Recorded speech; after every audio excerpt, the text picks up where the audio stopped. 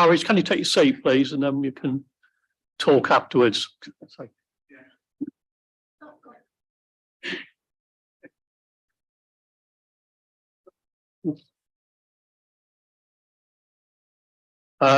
Move on to item 5 on the agenda, which is the Authority Monitoring Report, and I'll hand over to Shazza for the presentation, please. Shazza, thank you.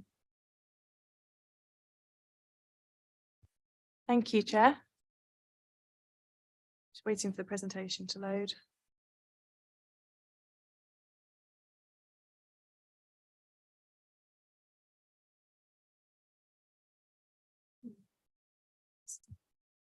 I'll just proceed. Yes.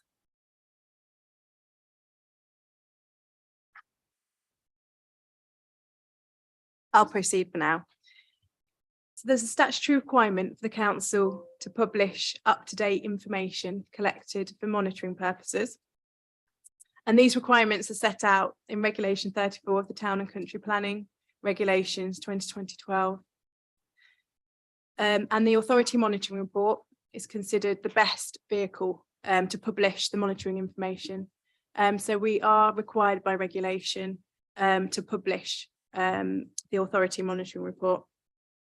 It covers the last financial year, so April 2021 to March 2022.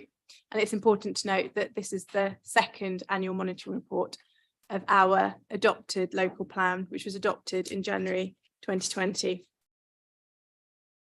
Sorts of areas that the Authority Monitoring Report, which I'll refer to as the AMR, includes are big ticket items like number of completed dwellings, affordable housing, progress of neighbourhood plans, and details relating to duty to cooperate, which is also a statutory requirement. In addition to this, the AMR also reports on the performance of the local plan, and this is against the local plan's monitoring framework, which is set out as an appendix to the local plan.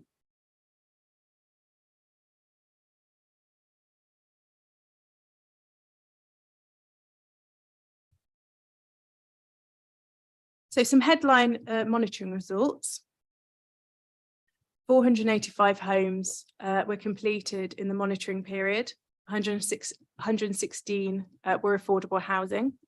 That's of the total. It's important to note that our annual target is 650. 77% of all completions were within the 4 main towns, with 30% completed in Grantham. And again, it's good to note that our target for Grantham is 50%. We've also successfully fixed our 5-year housing land supply. And we can demonstrate a 5-year supply of 5.22 years. And this was fixed through the annual position statement, which was submitted to the government and approved by an independent inspector.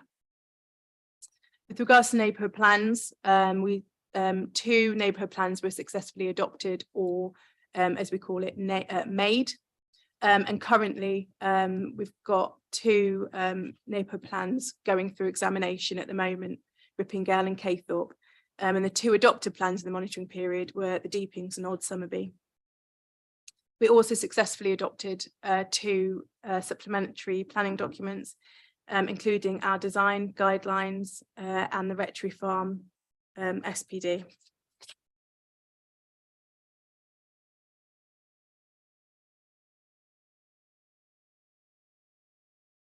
So as I referred to, the local plan is also tasked with monitoring the performance of policies that are set out in the local plan, and that's against a specific monitoring framework, which is also in the local plan. To monitor successfully, we have chosen to not to monitor applications case by case, but to monitor appeal decisions. And to monitor how the policies have performed when tested at appeal. And we can say that so far we believe that the policies are generally working well, For example, an appeal was dismissed when citing the water, environment and flood risk management policy. And we've had no applications approved contrary to Environment Agency advice on flooding and water quality grounds. We've had 3 applications dismissed when citing the historic environment policy, 9 applications dismissed citing design, and this may also be due to our adopted design guide. 7 applications were dismissed when citing our infill policy, 1 when citing our edge of settlement policy, and 4 with regards to development in the open countryside. So all of what I've just said were appeals that were dismissed, and I think that justifies that our policies are working successfully. There are a few policies which, when tested at appeal, were allowed. One was for with regards to infill development, and one with regards to edge of settlement development. Generally, areas of under delivery include housing delivery. As I said, our target is 650 and we've underperformed. And we're also under delivering with the provision of gypsy and traveller and travelling show people sites. So the recommendation and next steps. Recommendation is that Planning Committee endorses the Authority Monitoring Report for the period 2021 to 22 and agrees for it to be published via the Council's website. As I said, it is a statutory requirement and it is a factual document. If endorsed, we will publish it on our website and we will continue to monitor indicators annually. And the AMRs will be used in the involvement of our new local plan to ensure that the policies within our new local plan are robust.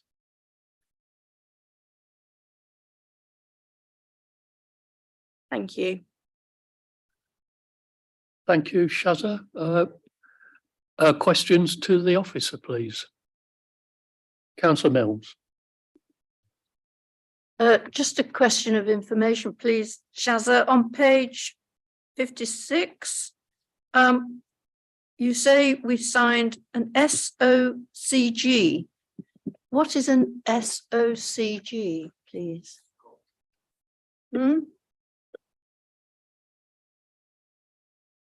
That is a statement of common ground.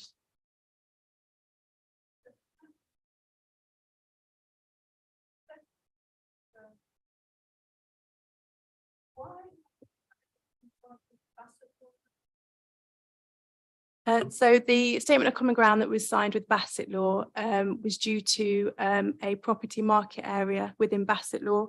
They're going through examination of their local plan at the moment.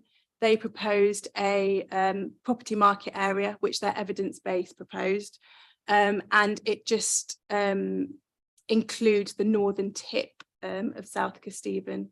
And they're proposing to allocate some land for strategic employment, which would cover the whole area. So we were consulted on that, and we have liaised with our employment consultants and other departments internally, including economic development, and we concluded that we were happy to sign up to that as long as it didn't impact any of our strategic employment sites going forward.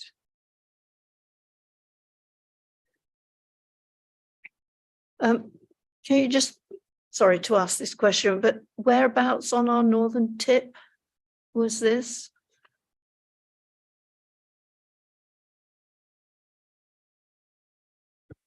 I do apologise. I don't have the map in front of me. Yeah, I'm so sorry.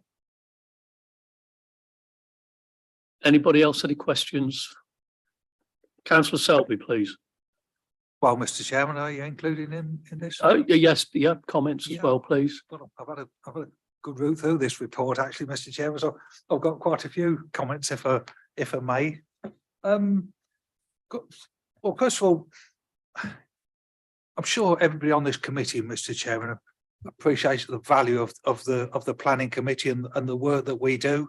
And we certainly don't underestimate the value of this committee for our council. I'm sure I'll say that for everybody that's on this committee, especially when you consider what we went through during the pandemic and all, and the effort that went in from this planning committee for that. I mean, the late Bob Adams, you know, he was at the forefront of that. And we had the change of the, you know, we had to do everything online, which wasn't easy. Wasn't easy for our officers as well. You know, let's not underestimate the effort that's gone in from our officers. You know, personally, I rate them very highly. So, you know, in that context, Mr. Chairman, I think you know, looking at the report in that context, just starting at page 36 with regarding the implications, it says in no direct financial implications. There may not be, but there are indirect implications with planning, I would suggest. I'm just wondering how the community infrastructure levy fits in with that as well. Then on to page 37, the mental health and emotional well-being. I think from council's perspective, Mr. Chairman, I think we should probably have a mention in that, because it is very, very stressful. This committee is. We're damned if we do, we're damned if we don't. We either upset the applicant or we upset the residents, you know. So it's a difficult committee, I have to say, Mr. Chairman, and it's not an easy one to undertake. And there's a lot of time constraints involved with this, as I'm sure you will appreciate that, Mr. Chairman. Moving through to housing delivery, page 39. I'm just wondering why we don't state the number of council houses built in the report, Mr. Chairman, because I can't find it in the particular council house. I know we refer to affordable housing, but you know, social housing probably a bracket on its own. With regard in page 40, Shazza, do you want to answer that? Is it because it's not a requirement of the is it of okay? the report? So Oops. Yes, I'm just making a note of your questions as you go along. With regards to the infrastructure funding, it is a statutory requirement to report on community infrastructure levy through this report. We are not a civil authority, therefore we don't need to, through this, report on infrastructure funding. However, the council is preparing a separate infrastructure funding statement, which will be an annual report. Council houses, again, our monitoring framework, which is set out in our local plan, doesn't require us to distinguish necessarily how many houses have been built by the council, but I assume that this information could be reported through other channels, such as through the housing team. yep, continue, Councillor Selby, please. On page 40, with regarding cooperation with neighbouring authorities, am I correct in thinking that the solar panel farm, the Welland Pass one, I'm assuming that'll be in the next year's report, will it? I'm assuming on that one. It's probably not part of our remit, I would have thought, but Mallard Pass, you mean? Yes, they are identifying them. I'm assuming the timescale of this one. I'm assuming it'll probably be next year's report then. Will that one?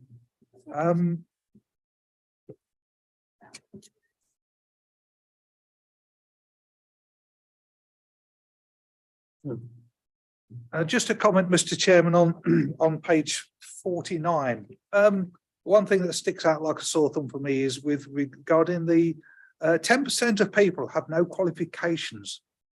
What stands out for me is that, as we know, Grantham College, they wanted to sell off their construction department, you know, for housing. I think we all felt strongly about that, Mr. Chairman. We felt it was a big mistake, and obviously, you know, that is something I think about when I think of people with no qualifications. And You know, I just think that was a big mistake from the Grantham College's perspective. You know, from their from the way they promote themselves and everything. You know, they should be doing everything they can to help the youngsters, not cutting back on things like that. Also notice on page 51, Mr. Chairman, 52% are females in our districts, according to this. Well, which is you know is good news when you consider that applications like the downtown application. Women, they know how to shop better than us, don't they? So that's maybe tongue-in-cheek comment, Mr. Chairman, yeah, think about that. I did have something to say about the local plan, but I'll move on to that. Page 55, Mr. Chairman. As it states in the report, only 2 in 2001 with regarding the neighbourhood plans. Well, when you look at that plan, Mr. Chairman, on page 55, and you see how many different parishes there is, 2 is not really a great deal, is it, in the big scheme of things? But, you know, I do ask the question, would we have the resources if lots more came forward? You know, to be able... Would you like Shazza to answer that one? Yeah. Because I think she's mentioned that in our pre-brief, actually. So it's the policy team which is tasked with supporting neighbourhood plans, and we do have quite a small team, and we're also working on the local plan as well. But any parish council, town council that wishes to work with us, then we are obligated to do so. And yes, there were 2 that were made, but we've got a lot in the pipeline, and we've got 2 at examination at the moment as well. Thank you, Shazza. Yeah, thank you. Yeah, you can see the point there, Mr. Chairman, when you look at that plan and you see how many different parishes there are. You know, if many more came forward, we wouldn't really have the resources to cope with it, I'm sure, but you know, it would be nice to see more come forward. Just probably a couple of more points. It mentions brownfield sites on page 57. It doesn't give the list of where those are. I couldn't find the list of the brownfield sites on the. We do have a separate brownfield register, so I think perhaps an amendment we can make is to maybe put a link in or refer to the brownfield register, which does list our brownfield sites currently. And my last point that I got was page 29. It refers to 3 applications were dismissed at appeal when citing policy EN6. I was just wondering what those 3 sites were, Mr. Chairman, and I would also like to thank Shazza very much indeed for the report. Thank you, Shazza. Thank you, Councillor Selby. No, I don't have the information in front of me, I'm afraid, but I think what we can do is amend the report just to put a bit more information, just to beef up that area a little bit, if you prefer. Yeah, okay. Thank you, Councillor Selby. Councillor Bisnarsing, please. Thank you, Mr. Chairman. I would very much like to know on probably what the provision, have we met our requirement for the provisions or for the traveller and gypsies community this year, page 6. Oh, sorry. We have instructed independent consultants to prepare the evidence base. So an accommodation needs assessment for our gypsy and traveller community, and then a follow-on report would be how we meet those needs. Unfortunately, there's a bit of delay on the report, so we do not have the data in front of us as yet, but we are hoping that is to be imminent.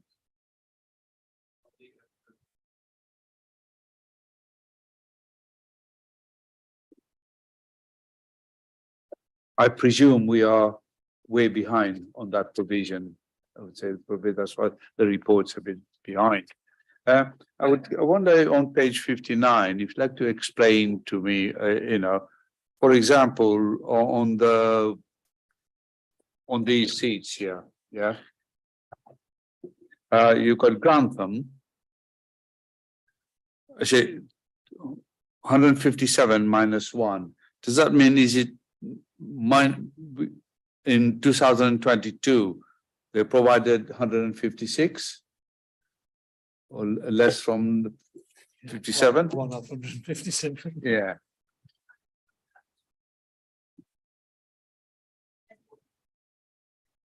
Can you turn your microphone off, Harish, please?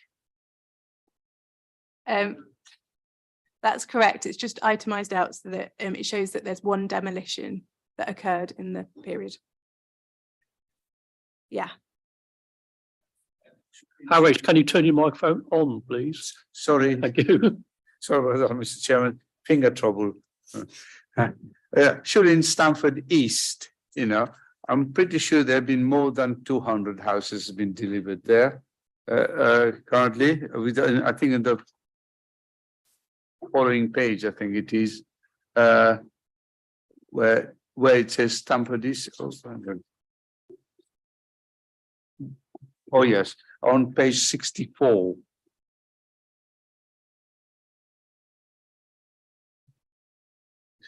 And it's also as part of the STM1 H2, but at the east, there's a bottom end of it. So I'm pretty sure there are more houses than that has gone, but probably here you're just estimating the 200. And another 200 are being built at the moment. So this is a report just for the monitoring period of the last financial year, so April to March 2022. So anything that's in construction or has been completed since or before that wouldn't be included. Councillor Stevens, please. It's so soon. Well, I would just like to make the comment regarding neighbourhood plans. Actually, I think it's a huge achievement that 2 were adopted or made in that year, because it's a massive amount of work, having been involved in the Deepings one. So I'm amazed that we get anyone to sort of do them, really. So yeah. But obviously there's a big shortfall, isn't there, between what we wanted to see built and what was actually built. Was that because developers were getting permission and then banking their land and not building? What was happening there? And what can we do to encourage them to build, you know, what we need? Yeah, that's a good question. The delivery is slow. 650 is our targets. We are seeing well below that in the last few years. Brexit was a big causation, and that's nationally up and down the country. And the government did help councils out with that. But it's also important to note that our local plan includes big site allocations. We've got the allocations in Grantham, we've got Spittlegate, we've got the Barrack site, we've got the big site in Stamford, and these sites have yet to start, you know, get moving. But they do have the whole plan period up to 2036 that we expect these sites to come forward. So even though we are seeing less delivery than expected now, you know, these sites, once they get moving, I think will boost our supply. Councillor Johnson, please. My question's been answered. I wanted to know what the -1 was. So it's been answered, thank you. Has anybody got any other questions? Councillor Mills, please. Thank you. Just going back to page 57 and the brownfield sites. Is there an explanation as to why we have no applications or planning permissions on brownfield sites? That's my first question. It could link into the Gypsy and Traveller allocations and the problems we're having there. And I wonder if you could explain to us, as part of our problems, and it's highlighted in this report, that we are not coming forward with Gypsy and Traveller allocations or even a needs policy. How are we going to take this forward? Regards to brownfield sites, relatively South Kesteven does have a lower number of brownfield sites, and they generally are kind of more expensive to get off the ground because they generally need remediation. So those are probably some of the reasons why they're not coming forward. I don't know if we've got any applications on brownfield sites at the moment, but this was just obviously reporting in that time period.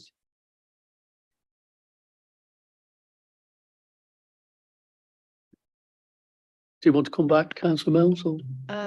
Yes, thank you. I wondered what we might take forward, having accepted that brownfield sites aren't being developed or applied for. And the other question was around the Gypsy and Traveller allocations. What we can and can't do, and how are we taking it forward? When will we be brought in on conversations, or what is happening? So the council was tasked to meet the needs of our Gypsy and Traveller community. It's a statutory requirement, it's in the Equalities Act. And through the examination of our local plan, the inspector specifically required the council to look at this issue through the development of the new local plan. That's why we instructed consultants quite early on in the process to undertake this work. During COVID and lockdown, it was impossible for our consultants to liaise with the Gypsy and Traveller communities, which did cause a delay in the production of the study. However, as I said, we are required to look at and meet the needs of our Gypsy community through our local plan. If it is considered that we have a need, then we will need to meet that need, and we will need to consider as a council how we do that. We are producing our draft local plan, which we hope to go out for consultation early next year. I do not think that this evidence will be ready in time for that. However, the council will be brought in on conversations because we are setting up a members working group, and we will take issues such as this and other evidence issues to the working group, and we hope that that will be cross-party. Thank you very much, Shazza. Anybody else, any other questions? We've got a recommendation that we endorse this report for 21-22. Could I have a proposer, please?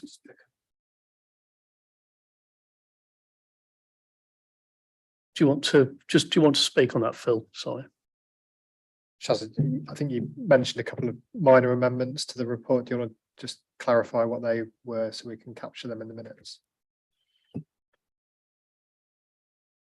Yes, I think it was, I don't know exactly which point of the document, but it was regarding the summary information as to which appeals were allowed and which appeals were dismissed against the policies within the local plan. I just proposed that we include a bit more information as to, for example, the application codes and the site information, so that it's made clear exactly which sites that we're referring to. Do I need to be more specific? No. I think the other point was around a link to the Brownfield Register, but that is within the actual report itself already. So I think it's just that further explanation around the appeals. Thank you, Phil. Thank you, Shazza. Could I have a proposer then, please? Councillor Johnson, and seconded by Councillor Bisnousing. All those in favour, please raise your hands. No, thank you.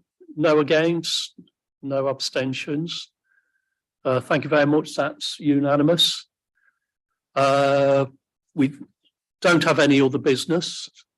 Have you got anything to add, Phil? No? No?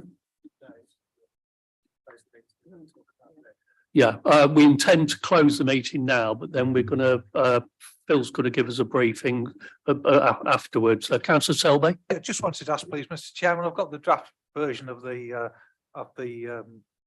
calendar of meetings.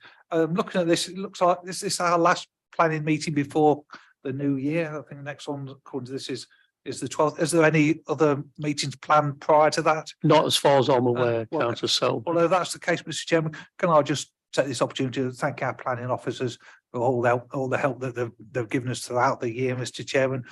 Wish them all a Merry Christmas as well, Mr. Chairman. Yeah, thank you very much. I think we'll all endorse that. They've all given us, so thank you. So thank you very much, everybody. We'll close the meeting at